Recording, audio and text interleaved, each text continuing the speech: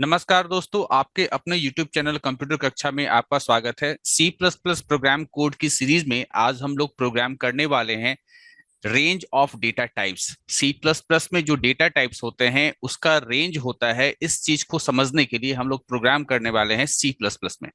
सबसे पहले हम लोग जो है प्रोग्राम करने से पहले हम लोग थियोरेटिकली इस बात को समझ लेते हैं कि आखिर रेंज क्या होता है, किसी भी डेटा टाइप का रेंज क्या होता है। जैसा कि आप जानते हैं कि डेटा टाइप जो होता है वो डेटा के टाइप को बतलाता है। और आपके पास कौन कौन सा डेटा टाइप हुआ करता था? आपके पास डेटा टाइप हुआ करता था इंट, आपके पास डेटा टाइप हुआ करता था फ्लोट, आपके पास डेटा टाइप हुआ करता था कैर, इसके अलावा आपका हुआ करता था डबल, और एक आपका वॉइड। और भी बहुत सारे डेटा टाइप हैं, लेकिन मुख्यतः ये 5 डेटा टाइप आपने जो है पढ़ा होगा। इंट ये मेमोरी में कितना स्पेस लेता है? 2 बाइट्स। फ्लोट मेमोरी में कितना स्पेस लेता है? 4 बाइट्स।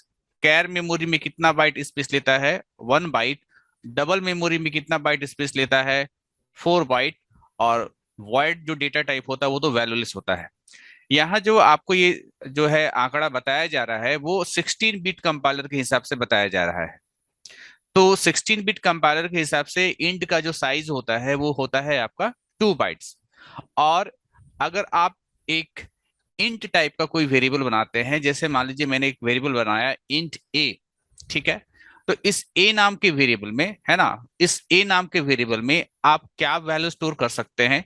तो कोई भी इंटीजर वैल्यू को स्टोर कर सकते हैं ए नाम के वेरिएबल में। अब यहाँ पर कोई भी का मतलब बहुत कुछ हो सकता है, कोई भी का मतलब बहुत बड़ा संख्या भी हो सकता है, लेकिन ऐसा नहीं है। आप किसी इंटीजर वेरिएबल में जो है जो वैल्यू स्टोर कर सकते हैं उसका एक मिनिमम एक रेंज होगा और उसका एक मैक्सिमम रेंज होगा। कहने का अर्थ ये है, यहाँ पर कहने का मतलब यहाँ पर ये है कि इंटीजर में सबसे मिनिमम जो आपका वैल्यू इसमें स्टोर हो सकता है वो है आपका 32,768। और पॉजिटिव में जो मैक्सिमम वैल्यू स्टोर हो सकता है इस ए नाम के इंटीजर वेरिएबल में वो है आपका 32,767, है ना, यहां से लेकर के यहां तक। इस बात को मैंने यहाँ पर लिखा भी है कि range of int data type, और ये मैं बता रहा हूँ 16 बिट कंपाइलर के हिसाब से कि range of int data type is -32,768 to 32,767। इस रेंज का मतलब क्या है ये थोड़ा सा और अच्छे तरीके से समझ लीजिए।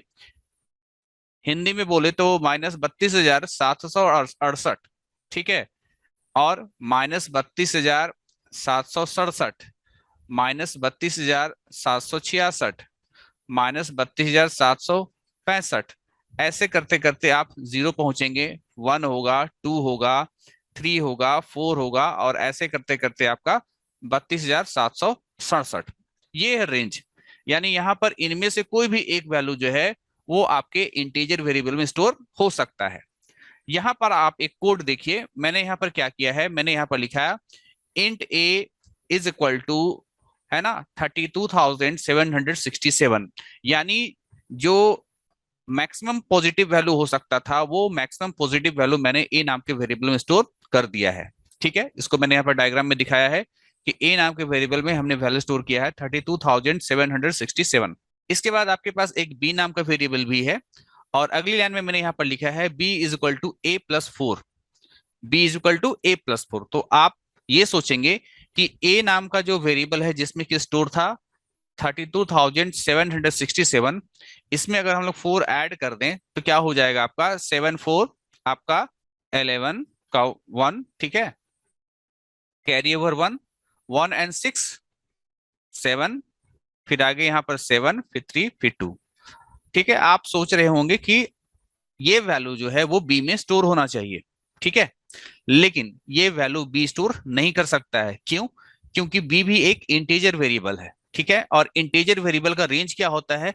ये मैक्सिमम वैल्यू क्या स्टोर कर सकता है? 32,767। इससे बड़ा वैल्यू स्टोर नहीं कर सकता है, जबकि यहाँ पर जो वैल्यू है वो 32,771 है। यानी 32,767 से ये बड़ा वैल्यू है, ठीक है। तो एक इंटीजर का जो मैक्सिमम जो स्टोर करने का जो क्षमता होता है पॉजिटिव वैल्यू में वो होता है 32,767। वो 32,771 इसको स्टोर नहीं कर सकता है। तो प्रोग्राम का आउटपुट क्या होना चाहिए, इसको आप थोड़ा आप ध्यान से समझिएगा। यहीं पर आपको जो है समझने वाली यहाँ पर बात है।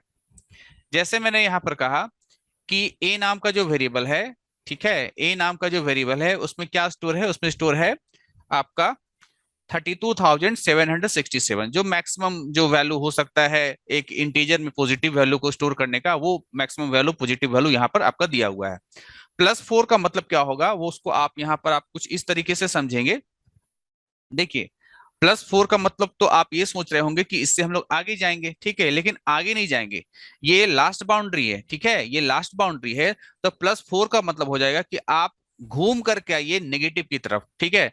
+1 का मतलब होगा ये, ठीक है, फिर +1 का मतलब होगा ये, फिर +1 का मतलब होगा ये, और फिर +1 का मतलब होगा ये। यानी ये जो आप वैल्यू देख रहे हैं -32,765, ये जो वैल्यू है, ये वैल्यू आपका स्टोर होगा किसमें, बी में, ठीक है।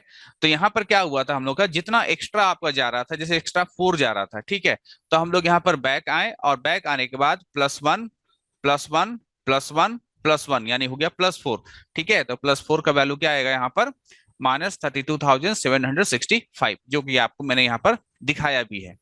तो ए का वैल्यू प्रिंट करेगा 32,767, क्योंकि आपने ए में यही स्टोर किया है, और बी में जो है स्टोर हुआ है -32,765। इस चीज को मैंने यहाँ पर थ्योरेटिकली आपको बता दिया है। अब हम लोग इसको प्रैक्टिकली करके देखते हैं कि क्या वाकई में ऐसा होगा, क्या ये जो आपको कैलकुलेशन बताया गया है, क्या सेम कैलकुलेशन आपको प्रोग्राम रन करने के बाद भी आपको नजर आता है या नहीं आता है। अब देखिए आपके सामने वही आपका जो कोड मैंने समझाया था, उसको मैंने यहाँ पर इंप्लीमेंट करके आपके सामने रखा है। रेंज ऑफ डेटा टाइप, सबसे पहले मैंने यहाँ पर लिखा hash include iostream dot H, फिर मैंने लिखा hash include conio dot H, फिर मैंने लिखा यहाँ पर मेन फंक्शन, फिर मैंने यहाँ पर लिखा int a is equal to 32,767, ठीक है। ए नाम के वेरिएबल में जो maximum positive integer value store हो सकता था, वो मैंने ए में स्टोर कर दिया है। फिर आपका यहाँ पर बी नाम का वेरिएबल है। स्क्रीन को क्लियर करने के बाद मैंने लिखा B is equal to A+4, यानी हम ए में 4 को ऐड करके बी में क्या करना चाहते हैं, स्टोर करना चाहते हैं, ठीक है। तो सी आउट ए का वैल्यू क्या प्रिंट करेगा, ए का वैल्यू तो वही प्रिंट करेगा 32,767, ठीक है, ए इज इक्वल टू, और बी का वैल्यू क्या प्रिंट करेगा, तो आप बी का वैल्यू प्रिंट करेगा -32,765। रन करके हम लोग देखते हैं इस प्रोग्राम को। तो देखिए आउटपुट वही आ रहा है जो मैंने यहाँ पर बताया था। तो आपने इस प्रोग्राम की मदद से समझा कि किसी डेटा टाइप का क्या होता है, किसी डेटा टाइप का रेंज होता है। हमने यहाँ पर आपको इंट डेटा टाइप को लेकर के एक प्रोग्राम करके दिखाया है। इसी प्रकार से अन्य डेटा टाइप जो होते हैं, जैसे फ्लोट होता है, या फिर कैर होता है, या फिर डबल होता है, सभी का अपना अलग अलग रेंज होता है। आज की वीडियो में बस इतना ही।